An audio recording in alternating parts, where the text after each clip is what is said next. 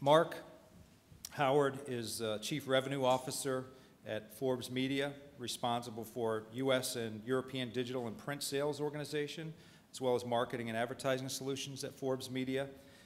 Before that, Mark was SVP of Digital Advertising Strategy there. He also held the position of SVP and VP of Digital Advertising Sales for Forbes Media. He oversaw a global sales team there.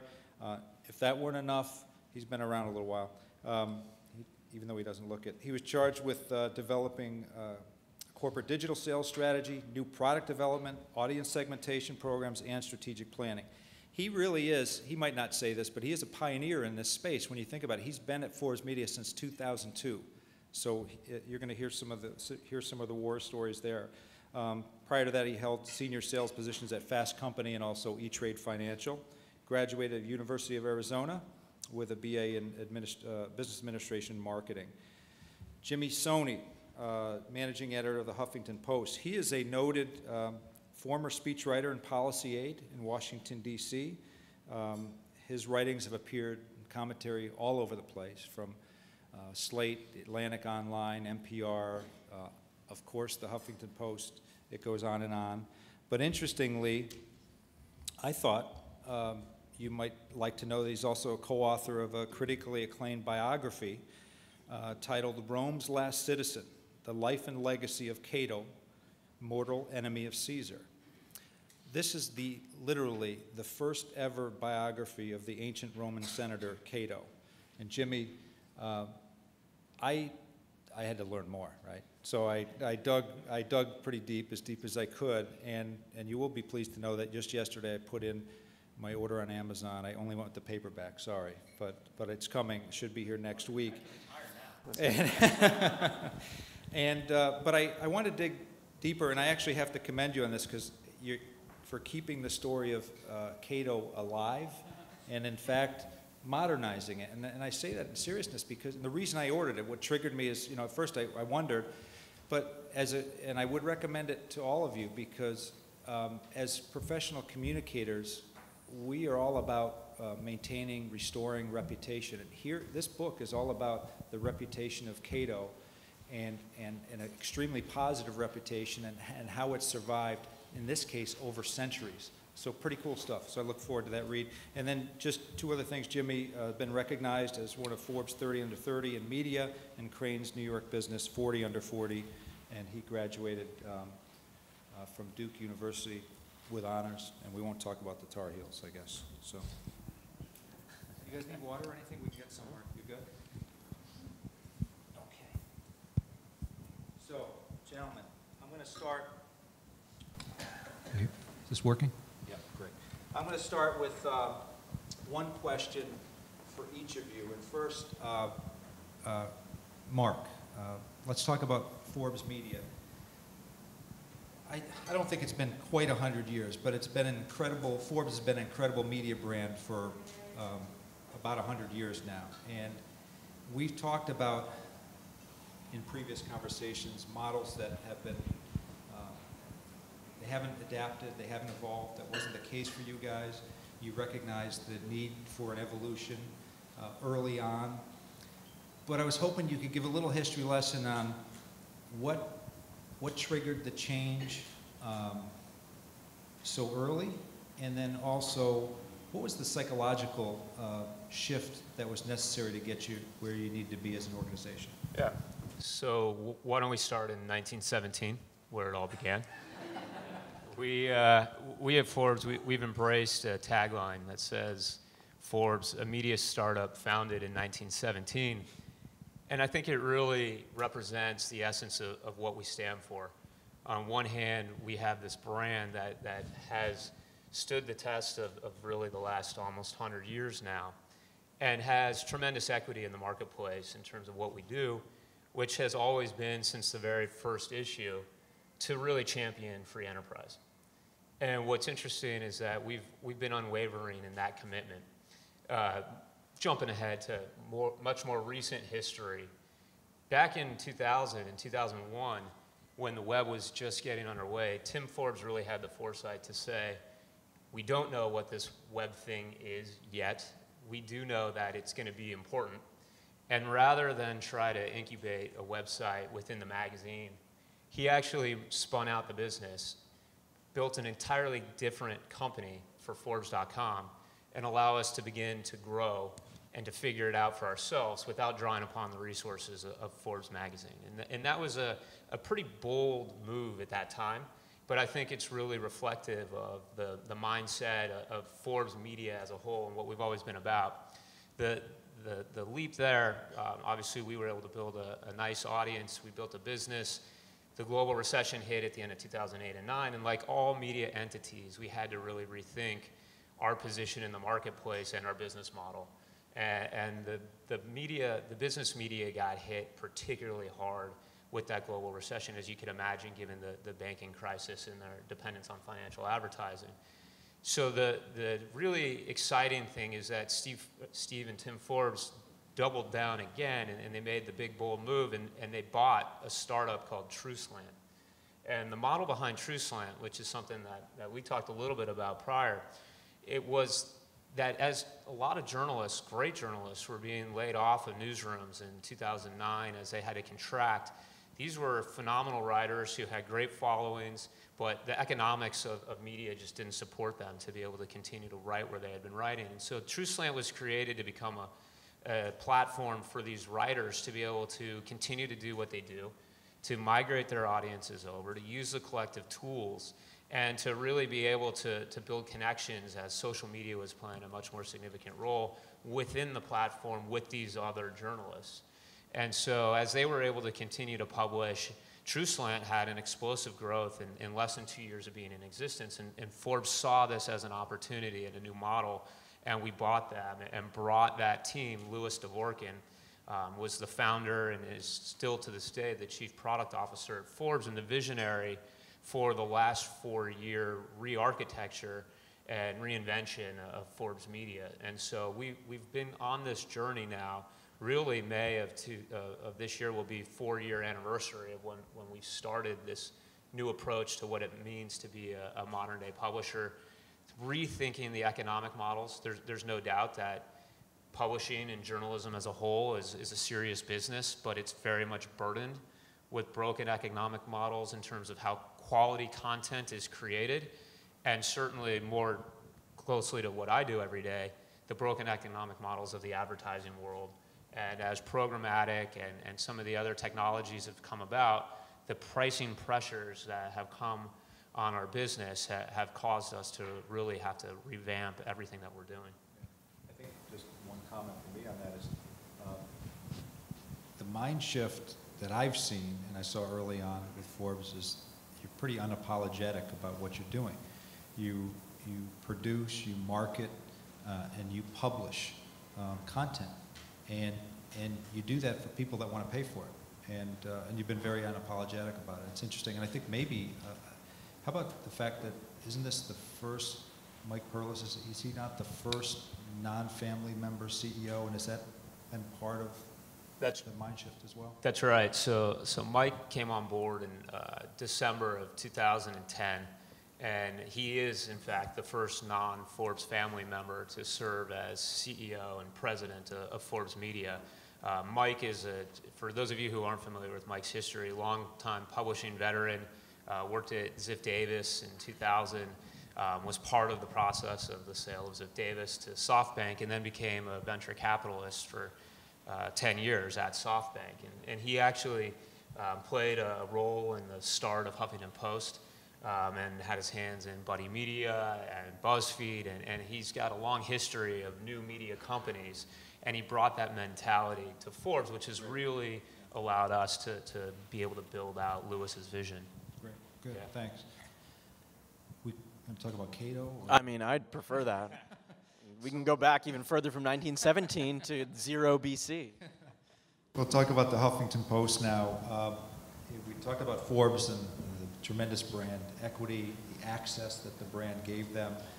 You guys just very simply pioneer in digital media, and I was hoping you could talk about how credibility and success came, in our eyes, pretty darn quick for HuffPost. Yeah, I mean, I think, so HuffPost is coming up on its 9th birthday, right? So we're 9 years old this year. And we are one of the largest news websites in the world, depending on whose numbers you look at and whether or not you believe Yahoo is actually a news website. We're the largest news website in America, at least. And we followed kind of unabashedly a model that mixed original reporting with aggregation with a blog platform. And there's elements of that as well in what Forbes does, but we were very aggressive about kind of optimizing for search. We were equally aggressive about optimizing for social. And we also, we avoided practicing what Ariana calls view from nowhere journalism. The idea that we have a voice. You'll see a voice and a personality on HuffPost. And anybody who's visited the site knows we're going to inject humor, opinion, our own take on things. We have a lot of fun, and we're sort of unapologetic about that. But I do think that one of the things that kind of propelled HuffPost's growth is a really disciplined focus on audience development and on the strategy of publishing as much as we were focused on the content, right? So one of the amazing things about Huffington Post is almost all of our editors have at least a rudimentary facility with data and analytics. They understand how pools of audience work on the internet. What do traffic patterns look like? This is not the stuff that you're going to hear in most newsrooms, but almost every editor at the Huffington Post is also going to be a specialist in audience development.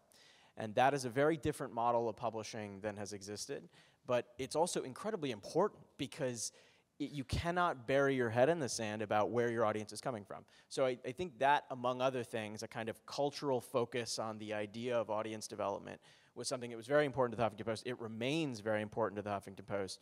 And it's the kind of thing that it happens both kind of on the process side, but then also on the product side. We built a number of proprietary tools that have helped propel the growth. And we're also just making great content every single day. I think one of the things from a credibility standpoint, one of the first digital media enterprises to win a Pulitzer. Any impact? I mean, enormous.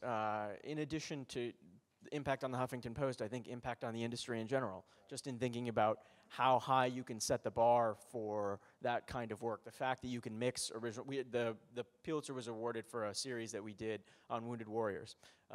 And it was, I think, a 10-part series, and it took a lot of time and investment. There was video, there was photography, it was we built a whole ecosystem around it, and we were really fortunate to win the prize. I think that what it did for the industry broadly was kind of send a wake-up call that if you're like, the internet is not a dirty word. Like, you can embrace that platform, have many, many millions of people see this work, and do high-quality, credible journalism at the same time. I know there must have been a lot of debate about it, but congratulations. A lot of champagne corks, too.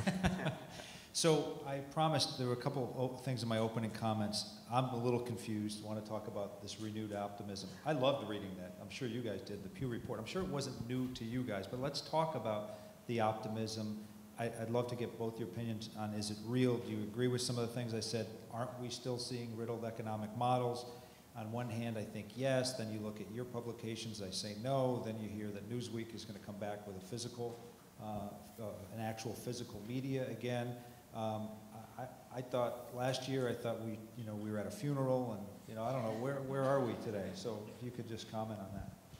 Yeah, I'm happy to take that. I think the reality is that the readers are as excited as ever and interested in as ever to continue to read and consume and share great content, right? And that goes without saying, but as we think about our business model, of course, we've got our 2 magazines, we've got our website, we've got a conference business that we've really built out to a significant part of what we do in the last couple of years. We've got our native advertising business, our programmatic business. There are a lot of different things that we're doing to continue to diversify the revenue streams and make sure that we can continue to create the content that we do. As far as the Newsweek and them getting back into the print business, I say this all the time. The print business we don't have a readership problem. We have an advertising problem.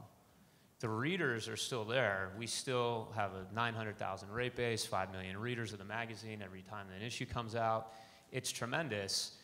The challenge is that as the digital web has continued to expand and hyper-targeting, micro-targeting, all the capabilities that exist, whether it be search or certainly with the exchanges and what they've offered in terms of the marketing opportunities out there, 2/3 of digital dollars, or 2/3 to 3/4 of the dollars, are focused on direct response. And so as a marketer, when you have that as an option available to you, it's hard not to continue to feed that machine. And so, you know, the advertisers are really the ones that have put a lot of this pressure on the print business. And we have a lot of conversations with them. There's still an appetite for that form of advertising. There's no doubt, every research study you see, that there's tremendous impact. It's a tremendous brand building medium. And it's very personal experience for a reader when they actually get that magazine. They look for that form of curated content experiences.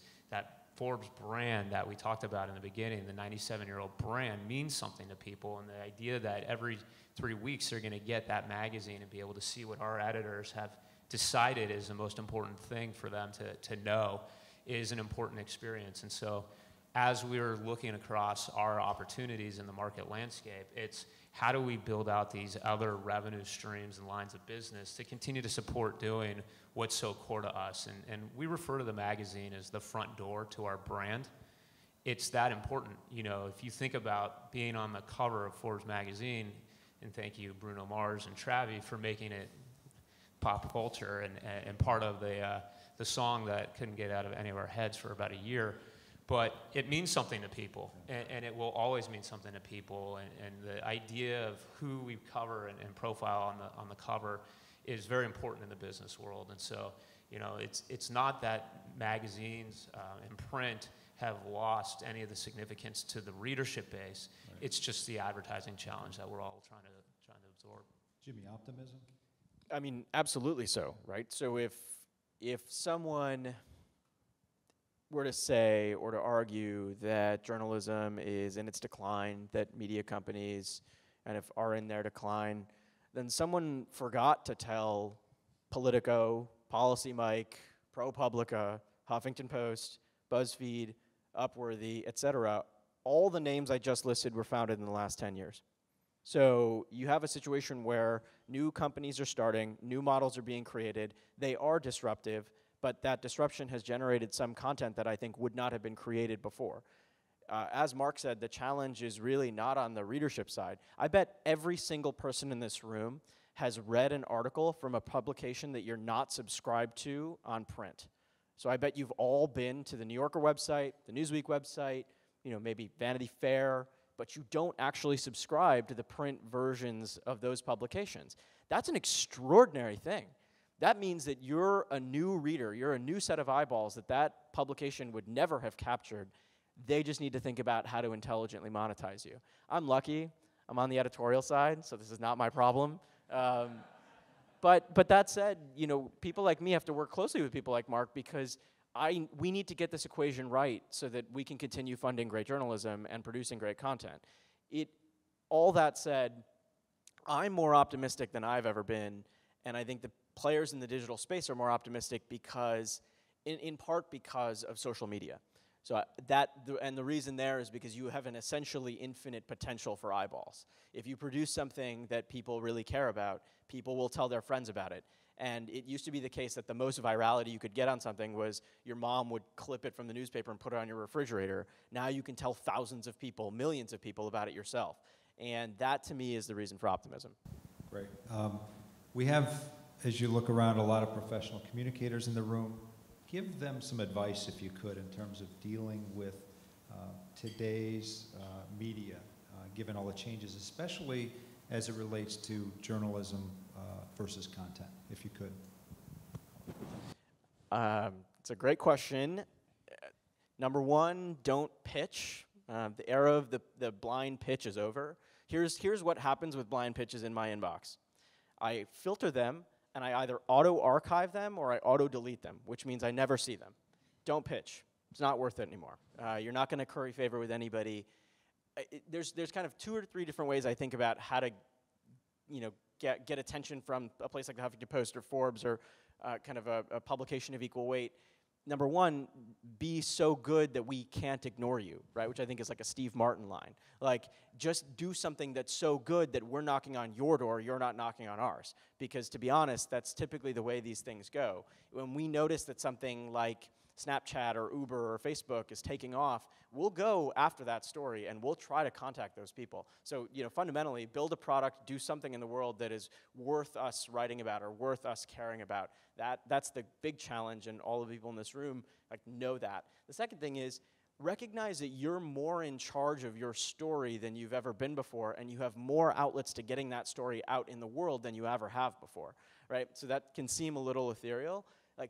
When Volvo put together that Jean-Claude Van Damme ad, they didn't have to have a media company write about it. We took the video and put it in a post and broadcast it everywhere because it was amazing. And on YouTube, I think it had alone 80 million, 90 million video views. That's insane. I mean, that's you never could have had that before, but they were masters of their own fate. They had the ability to create something like that, working with agencies and working with other partners.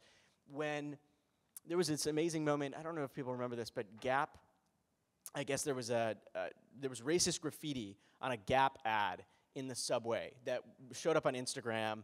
A commentator caught it and tweeted about it, and it generated some heat. And Gap's response was perfect. They changed they made the ad the Twitter banner for all of their Twitter followers and their Facebook followers, and people called their response pitch perfect, right? That was a form of communication. It was very powerful. And we wrote about it after they did it. But they were masters of their own fate. They had the ability to make that decision and to communicate their own story.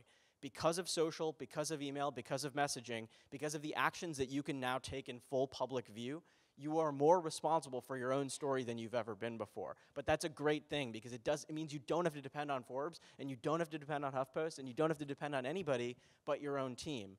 And it's really fantastic because you can try very simple things like what Gap did, which was just an empathetic response at the right time, or you can do what Red Bull did and try to send a guy into space.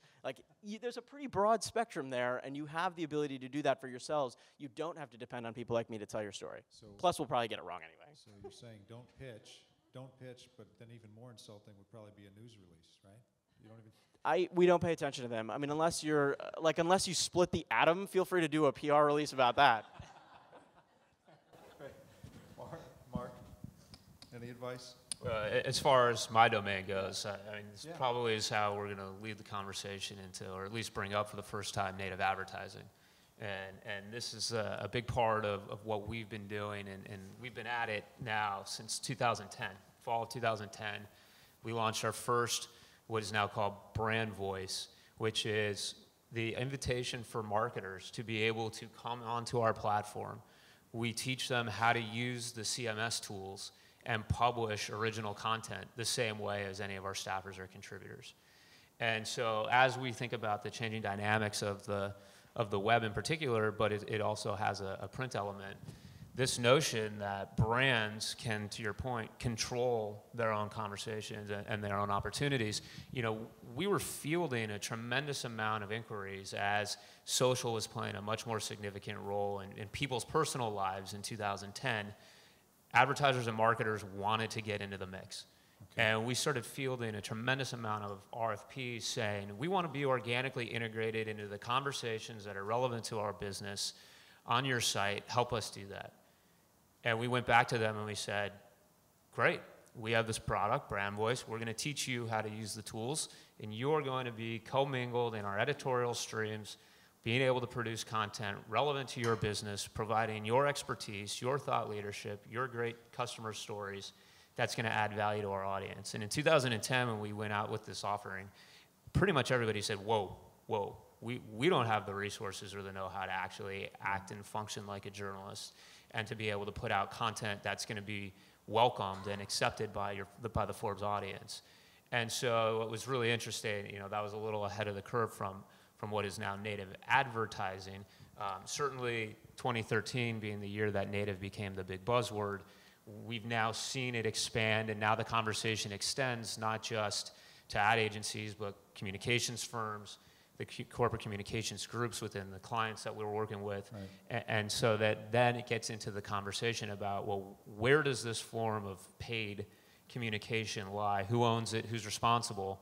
And if you'd like, we can kind of get into some of those. Yeah, we will. And so I think the advice there is, guys, reach out and collaborate and discuss content and discuss how it's going to be positioned. They're there to collaborate with you. I can't resist, though. I do want to get back to one comment that I mentioned I heard last week. 80% of new media, quote-unquote new media, gets their news from quote-unquote old media. I mean, I'd love to dig into those statistics a little bit. I'm not entirely certain that that is true. Again, I don't know the numbers kind of specifically or the research specifically. I think that the sites that are succeeding are the places that manage to blend the best of the old and the new. So you look at a place, I don't even have to use Huffington Post as an example. You look at a place like Politico, which in DC really has kind of currency with the establishment, but then also has an offering that appeals to a wide variety of people. They combine elements of old media reporting and new media in their speed, and they manage to blend those things in a way that I think actually works well. And to be honest, that's in part what the Huffington Post is doing as well. We are as dedicated to high journalistic standards as anybody else. We have full-time people whose job it is to edit, to fact check, to do all that sort of work. But we also have somebody whose full-time job is to be on Twitter and to be monitoring the things that are going on in the world. I'm not convinced of the idea that like all of the new media folks are just getting all of their content from old media, because we spend an enormous sum of money and an enormous amount of time creating stuff out of whole cloth. And so I'm actually not convinced of that, but I again, don't know the research. Probably more of an opinion than a straight fact. Yeah. Anything to add on that, or? I'm probably lumped into the old media. Yeah. In that. So, we're also spending a lot of time and energy and money to create a lot of this content. No doubt for us, unlike Huffington Post, we don't position ourselves as being a news site, right? We're opinion analysis, perspective, original reporting. So what the kind of content that our folks are putting out, a lot of it, as you would expect, we've got our staff of reporters, we've got fantastic contributor base who are out there creating great content. But a lot of what you do also as an analysis and opinion site is to comment on and provide perspective on the news and the things that are happening in the world in which we cover. And so, I think that to make a statement like 80%, I agree. I think the methodology and we could debate that all day long. I know I'm going to turn it over to questions here. So, but I did have one more. Jimmy, you mentioned eyeballs earlier, and that what I see with you guys today is you're all competing for eyeballs, right? But I think we're probably more confused than ever about who your competition is. I mean, do you guys compete with each other? Do you compete with the New York Times? Do you compete with the Wall Street Journal? Do you compete with Angry Birds? Do you compete with Farmville? Tell us who you're competing for eyeballs with. For us, what we talk about a lot is we're competing against ourselves. So we're in the privileged position of having a toehold in a number of different spaces: news, entertainment, lifestyle, opinion, video. And so what I'm trying to do every day is think about how we become a better and different version of ourselves than we were yesterday, than we were last year, than we were 5 years ago. One of the nice things about the internet is that it's made, I think, the media ecosystem a lot less hostile. Steve Case was on a panel, I think, a couple of weeks ago, and he talked a lot about how the internet has actually put a premium on the value of partnerships. So you could make the argument that I'm competing for eyeballs with Facebook, but we have incredibly close relationships at Facebook, and they drive a lot of traffic to us. We also prioritize putting their share and like buttons on everything that we own. The same is true of Twitter, the same is true of Google, and I think that the thing that the internet has done is make partnerships the new coin of the realm. you can work with a partner. We work with the people who are, our erstwhile competitors. We've worked with BuzzFeed, we've worked with Upworthy, we work with Forbes, we work with all of these places because there's real value in knowing that their eyeballs may become our eyeballs and ours may become theirs. We link to people directly, we send a lot of outbound traffic, and the kind of term that we've coined is just good internet citizenship. The idea that it's not actually a zero-sum game on the internet.